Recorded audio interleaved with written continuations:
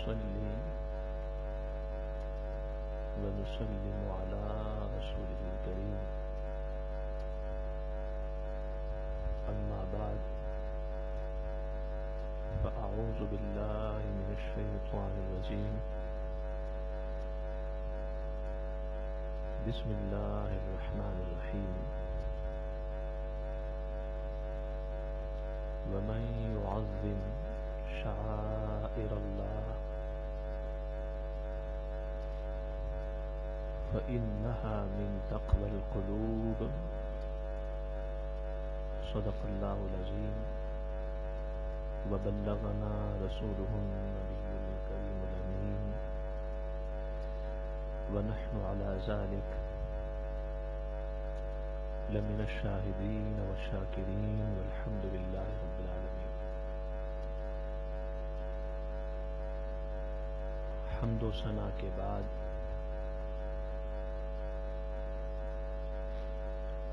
جیسے کہ معلوم ہے کہ ہمارے آج کے جمعۃ المبارک کے خطاب کا ٹاپک دلوں کا تقوی،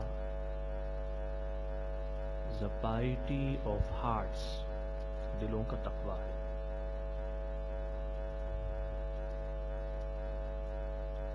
اللہ جل مجدہ نے قرآن پاک میں فرمایا وَمَن يُعَظِّمْ شَعَائِرَ اللَّهِ، اور جو شخص شعائر اللہ کی، signs of Allah, symbols of Allah, اللہ کی نشانیوں کی تعظیم کرے گا، اللہ کے شعائر کی اور سمبلز کی تعظیم وہ اس لیے کرے گا، اس کی رسپیکٹ اس لیے کرے گا کہ اس کے دل میں تقوی ہوگا، اس کے دل میں پرہیزگاری ہوگی، وہ متقی اور پائز ہوگا۔ آج کے خطاب کے حوالے سے دو باتیں جو اہم ہیں، امپورٹنٹ ہیں۔ ایک یہ کہ شعائر اللہ کیا ہیں، اللہ پاک کی وہ نشانیاں کیا ہیں، اور ایک یہ کہ ان کی تعظیم کرنا اور ان کی ریسپیکٹ کرنا یہ دلوں کا تقوی کیوں ہے، دلوں کا تقوی کیوں ہے۔ جہاں تک یہ سوال ہے کہ شعائر اللہ، اللہ پاک کی نشانیاں کیا ہیں، سو امام رازی نے تفسیر کبیر میں لکھا کہ اللہ تعالی کی عبادت کی جو نشانیاں ہیں، اللہ تعالی کی عبادت کی جو نشانیاں ہیں، سائنس ہیں، یا پھر وہ نشانیاں اور وہ باتیں جس کے قیام اور باقی رہنے کا حکم اللہ پاک نے دیا، وہ شعائر اللہ۔ امام ابن جریر نے فرمایا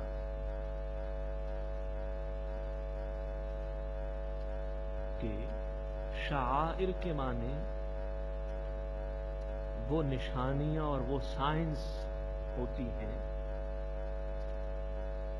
کہ جن نشانیوں سے کسی کو پہچانا جائے، کسی کو جانا جائے، پہچانا جائے۔ سو شعائر اللہ، اللہ کی نشانیاں اور سمبلس آف اللہ وہ ہیں جن سے اللہ کی پہچان حاصل ہوتی ہے، اللہ کو پہچانا جاتا ہے، اس کو جانا جاتا ہے، اور اس کا علم ہوتا ہے، اور اس کی معرفت حاصل ہوتی ہے۔ اور بعض نے بیان کیا کہ شعائر اللہ کے معنی وہ نشانیاں ہیں کہ جس سے باطل میں اور حق میں امتیاز ہو سکے کہ یہ حق ہے، سیدھی راہ ہے، اور یہ باطل ہے، غلط ہے۔ تو وہ باتیں جن سے یہ معلوم ہو کہ یہ رائٹ ہے اور یہ رونگ ہے، یہ حق ہے، یہ باطل ہے، وہ شعائر اللہ ہے، اللہ جل مجدہ کی، اللہ پاک کی نشانیاں ہیں۔ پھر اس کے دو اقسام ہوتے ہیں، ٹائپس، دو اقسام ہیں ان کی۔ ایک ہے زمانہ، وقت اور ٹائم، اور ایک ہے مکان، پلیس۔ بس اوقات ایسا ہوتا ہے کہ بعض زمانے شعائر اللہ ہوتے ہیں، اللہ جل مجدہ کی نشانیوں میں ان کا شمار ہوتا ہے۔ جیسے رمضان کا مہینہ ہے، رجب ہے، شعبان ہے، ذی الحج ہے، ذی قعد ہے، جمعے کا دن ہے اور عیدین کا دن۔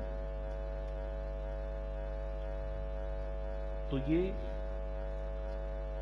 جو اوقات ہیں، جو ٹائمز ہیں، یہ شعائر اللہ ہے، اللہ کی نشانیاں۔ اور کبھی ایسا ہوتا ہے کہ کسی مکان اور پلیس کو اللہ جل مجدہ کے نشانی ہونے کا شرف حاصل ہوتا ہے، اللہ جل مجدہ کے نشانی ہونے کا شرف حاصل ہوتا ہے۔ جیسے صفا مروہ ہے، خانہ کعبہ ہے، منا ہے، عرفات ہے، مدینہ منورہ ہے، اور مسجد نبوی ہے، اور حضور علیہ السلام کا مزار پرانوار ہے، اور خاص زمین کا وہ ٹکڑا اور زمین کی وہ پیس جو حضور کے بدن سے ٹچ، وہ اعظم شعائر اللہ ہے، اللہ کی نشانیوں میں سے سب سے بلند نشانی۔ قرآن کریم میں ہے، اللہ پاک نے فرمایا ان الصفا والمروہ من شعائر اللہ، کہ بے شک صفا و مروہ اللہ کی نشانیوں میں سے، سمبلس میں سے ہیں۔ کیوں ہیں؟ اس لیے کہ اللہ تعالیٰ کی ایک نیک بندی اور اللہ کی ایک ولیہ سیدنا اسماعیل علیہ السلام کی ماں حضرت ہاجرہ رضی اللہ تعالی عنہا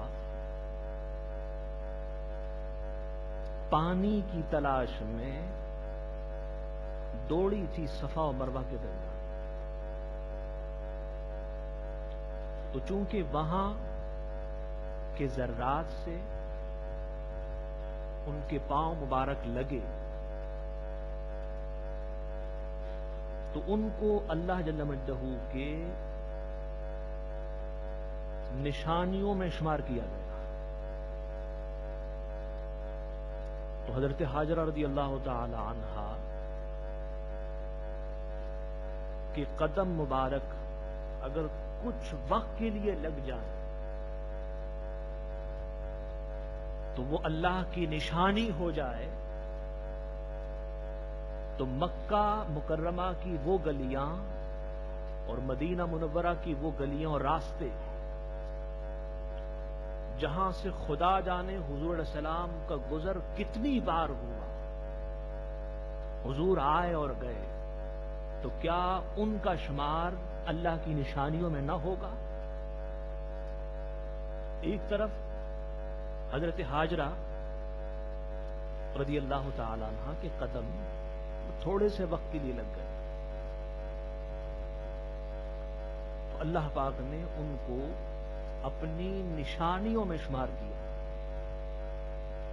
بلکہ علامہ محمود آلوسی رحمہ اللہ نے روح البیان میں لکھا کہ اللہ جل مجدہ کے کسی صالح نیک بندے، کسی پائس اور ولی کی قبر اور اس کا مزار بھی اللہ کی نشانیوں میں سے، اللہ کی نشانیوں میں سے. حضور علیہ السلام کا مزار پر انوار، مزار مبارک، وہ بھی اللہ کی نشانی اور شعائر میں سے. خود حضور علیہ السلام کی ذات، حضور سر انور سے لے کر پاؤں مبارک تک شعائر اللہ ہیں، اللہ کی نشانیاں. اعلی حضرت نے اسی کو بیان کیا اپنے اشعار میں اور فرمایا کہ حضور علیہ السلام سر سے لے کر پاؤں تک اللہ کی شان ہے، اور وہاں شان کا معنی شعائر اللہ ہے، signs of Allah, symbols of Allah, اللہ کی نشانی. حضور علیہ السلام کہ جسم اطہر میں جتنے بھی اعضاء ہیں، جوائنٹس ہیں، وہ سب شعائر اللہ ہیں، اللہ کی نشانی. پھر اللہ پاک نے فرمایا کہ دو طرح کے لوگ ہوں گے، ایک تو بے ادب ہوتے ہیں، ریسپیکٹ لیس، اور ایک باادب ہوتے ہیں، ریسپیکٹ فل. تو جو باادب ہوتے ہیں وہ تعظیم کرتے ہیں، ریسپیکٹ کرتے ہیں اللہ جل مجدہ کے نشانیوں کی، اور جو بے ادب ہوتے ہیں وہ نہ تعظیم کرتے ہیں نہ کرنے دیتے ہیں. اب کیا وجہ ہے؟ اللہ پاک نے بیان کیا اس کا ریزن اور اس کا سبب یہ ہے کہ جس کے دل میں تقویٰ ہوتا ہے تو وہ تعظیم کرتا ہے، اور جس کے دل میں تقویٰ نہ ہو، تقوی سے دل خالی ہو، وہ تعظیم نہیں کرتا. اصل میں ہر چیز میں اور انسان میں بھی دو چیزیں ہیں، ایک اس کا ظاہر ہے آؤٹر، اور ایک اس کا باطن ہے انر. تو ظاہر کو تو سب دیکھ لیتے ہیں، دیکھنے سے معلوم ہو جاتا ہے کہ کیا ہے. لیکن جہاں تک بات انسان کے انر اور باطن کی ہے کہ یہ کیسے معلوم ہو کہ اس کے اندر میں اس کے باطن میں کیا ہے، اس کی کچھ نشانیاں ہونی چاہیے، کچھ علامات ہونی چاہیے. پھر ان نشانیوں سے اور ان علامات سے معلوم ہو جاتا ہے کہ اس کے باطن میں کیا ہے. جس طرح جو تقویٰ ہے اس کی دو صورتیں ہوتی ہیں، ایک فزیکل تقویٰ ہوتا ہے اور ایک اسپریچول تقویٰ ہوتا ہے. فزیکل تقویٰ یہ ہے کہ انسان اپنے آپ کو گناہوں سے بچا لے اور نیک کام کرے. تو یہ ظاہر کا تقویٰ ہے. اس کو سب جان لیں گے کہ فلاں گناہوں سے بچتا ہے، وہ نیک کام کرتا ہے. لیکن آیا اس کے دل میں تقویٰ ہے یا اس کا دل تقوی سے خالی ہے؟ اس کو ہم جانیں گے اس بات سے. اللہ پاک نے اس کی نشانی بیان کی کہ وہ شاعر اللہ کی تعظیم کرتا ہے یا نہیں. میں قرآن پڑھ رہا ہوں، کہیں اور نہیں جا رہا. میرا ہر خطاب الحمدللہ قرآن و حدیث سے باہر نہیں ہوتا. تو قرآن کریم میں ہے، میں اپنی طرف سے نہیں بتا رہا. کیوں تعظیم کرتے ہیں؟ اس لیے کہ ان کے دلوں میں تقویٰ ہے. وہ تقویٰ ان کو بھارتا ہے، وہ ان کو اکساتا ہے، ان کو آمادہ کرتا ہے، ان کو ترغیب دیتا ہے تعظیم کی. اور وہی تقویٰ سبب بنتا ہے ان کی تعظیم و ریسپیکٹ کرنے کا. لیکن جو دل خالی ہوتے ہیں تقوی سے، پائٹی سے، تو وہ تعظیم نہیں کرتے اور نہ کرنے دیتے. تو پھر ان کا تقویٰ صرف فزیکلی تقویٰ ہوتا، صرف ان کے آؤٹر، ان کے ظاہر تک محدود ہوتا. اور تقویٰ اصل میں دل کا تقویٰ ہے. تقویٰ اصل میں دل کا تقویٰ ہے. اس لیے کہ اس دل کے تقوی کا تعلق اللہ اور اس کے بندے کے درمیان ہوتا ہے. لیکن میں نے عرض کیا کہ اللہ تعالی نے اس کی نشانی بتا دی، اس کی علامت بتا دی کہ یہ سائن ہے، یہ علامت ہے. اب دل میں کیا ہے کیا نہیں ہے، اس میں تعظیم و ادب، احترام اور رسپیکٹ ہے یا نہیں، یہ اللہ جانتا ہے.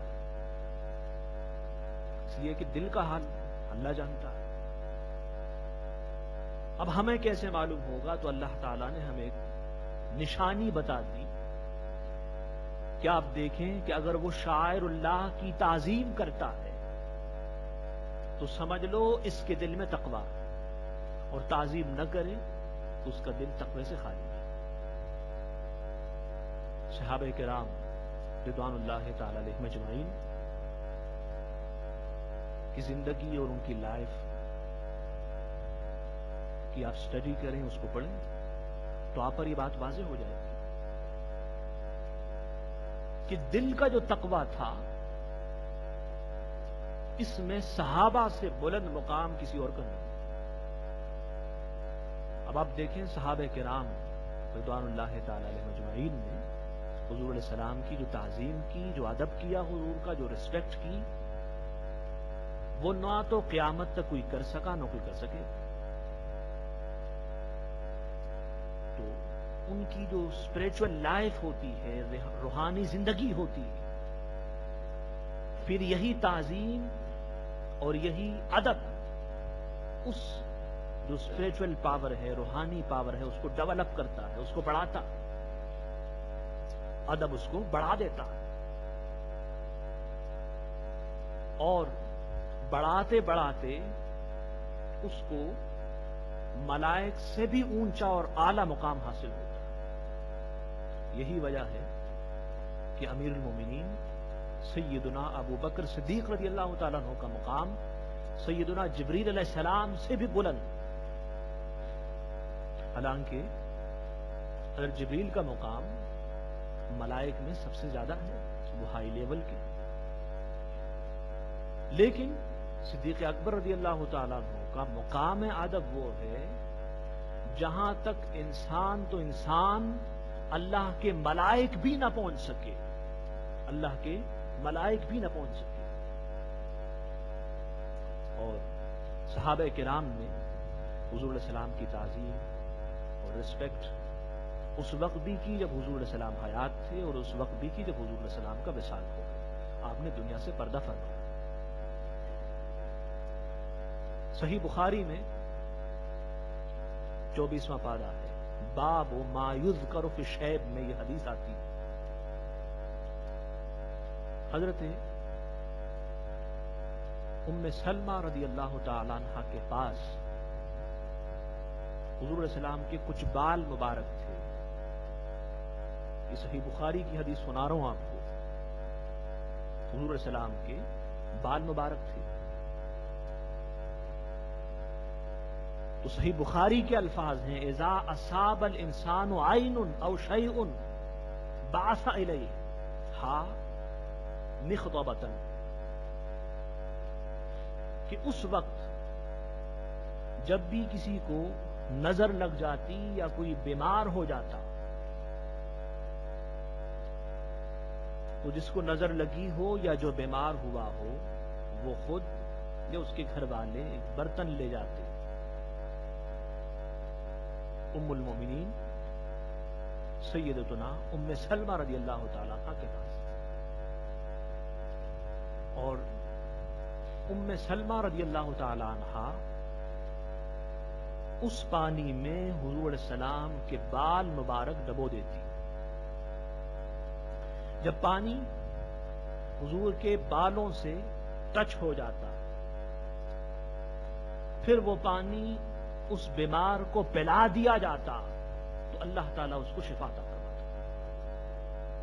آپ بیمار ہوتے ہیں تو آپ بھی دوا لیتے ہیں، لیکن پھر جو آپ کی جو ڈیزیز جو فزیکل ہے وہ حل ہو جاتی ہے اور وہ ختم ہو جاتی ہے، اس کی شفا ہو جاتی ہے۔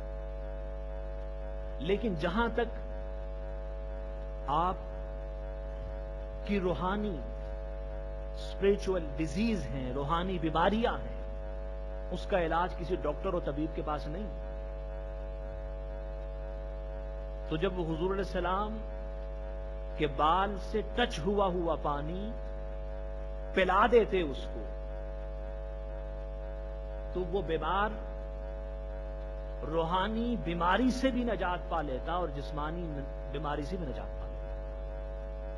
اب آپ دیکھیں صحابہ کرام رضوان اللہ تعالی علیہم اجمعین حضور علیہ السلام کے ممبر کی بھی تعظیم کرتے، حضور علیہ السلام کے جو برتن تھے اس کی بھی تعظیم کرتے، حضور علیہ السلام کی جو چھڑی مبارک تھی، اسٹک حضرت عبداللہ کے پاس تھی، وہ اس کی بھی تعظیم کرتے تھے۔ کیا وجہ تھی؟ لیکن اس دور میں بھی ایسے لوگ تھے جو تعظیم نہیں کرتے تھے، ادب نہیں کرتے تھے۔ اس دور میں بھی منافقین تھے، تعظیم نہیں کرتے تھے، ادب نہیں کرتے تھے۔ تو اس وقت بھی دو گروپ تھے، دو جماعتیں تھیں،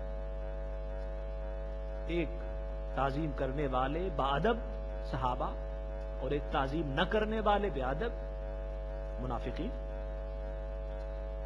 تو وجہ وہی ہے کہ صحابہ کے دل میں تقویٰ تھا اور ان منافقین کے دل تقوی سے خالی تھے۔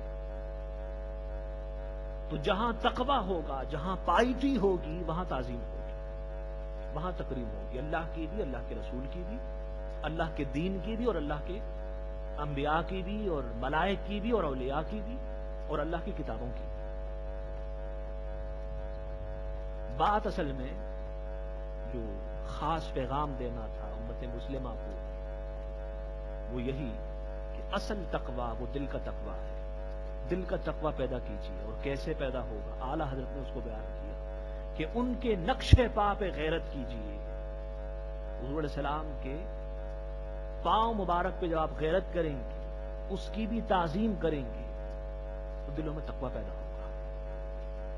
آج امت مسلمہ داد و تحسین کے قابل ہے کہ حضور علیہ السلام پہ جب ایک کارٹون بنایا گیا ڈنمارک میں تو پوری امت مسلمہ سراپا احتجاج ہو گئی، اس لیے کہ قرآن کریم کی یہ آیات اور اس جیسی کئی آیات آپ کو لیسن دیتی ہے، سبق پڑھاتی ہے حضور علیہ السلام کی تعظیم و تقریب کی۔ اس کارٹون سے مسلمانوں کو شدید صدمہ پہنچا، تکلیف ہوئی، اذیت پہنچی، اور وہ جہاں اور باتوں کے چرچا کرنے والے ہیں تو ہیومن رائٹس کو بہت بڑا چڑھا کے وہ بیان کرتے ہیں، تو ان کو یہ جان لینا چاہیے کہ یہ ہیومن رائٹس کے بھی منافی ہے، انسانی حقوق کے بھی خلاف ہے۔ اور انشاءاللہ جب تک مسلمان زندہ ہیں کسی کی بھی یہ جرت و ہمت نہ ہوگی کہ وہ حضور علیہ السلام کے خلاف ایسا ایکشن لے سکے اور حضور کی تعظیم اور تقریب میں کوئی فرق آ سکے۔ حضور کی ذات تو بہت بلند ہے، آقا کی ذات تو بہت بلند ہے، جن کی نسبت حضور سے ہے ہم ان کی تعظیم بھی اپنا ایمان سمجھتے ہیں اور فرض سمجھتے ہیں۔ تو امت مسلمہ کو تھوڑا سا بیدار ہونا چاہیے، تھوڑا سا ہوش میں آ جانا چاہیے کہ حضور علیہ السلام کی محبت ایمان ہے اور حضور کی محبت اسلام ہے۔ قرآن کریم نے بالکل واضح کر کے بتا دیا، اور آپ کو معلوم ہے حضرت عبداللہ بن عباس نے فرمایا کہ یہاں شعائر اللہ من یعظم شعائر اللہ میں شعائر اللہ سے مراد قربانی کے جانور ہیں۔ تو اب کتنا ظلم ہے کہ قربانی کے جانور تو شعائر اللہ ہوں اور لوگ اس کو تسلیم بھی کرتے ہوں، اور حضور علیہ السلام کی ذات کو اور حضور سے نسبت رکھنے والی اشیاء کو لوگ شعائر اللہ تسلیم نہ کریں۔ تو جیسے وہ شعائر اللہ ہے ہم مانتے ہیں، تو اس طرح حضور علیہ السلام سے نسبت رکھنے والی ہر شے شعائر اللہ ہے۔ اللہ تعالی ہمیں حضور علیہ السلام کی زیادہ سے زیادہ تعظیم کی توفیق عطا فرمائے۔ وما علینا الا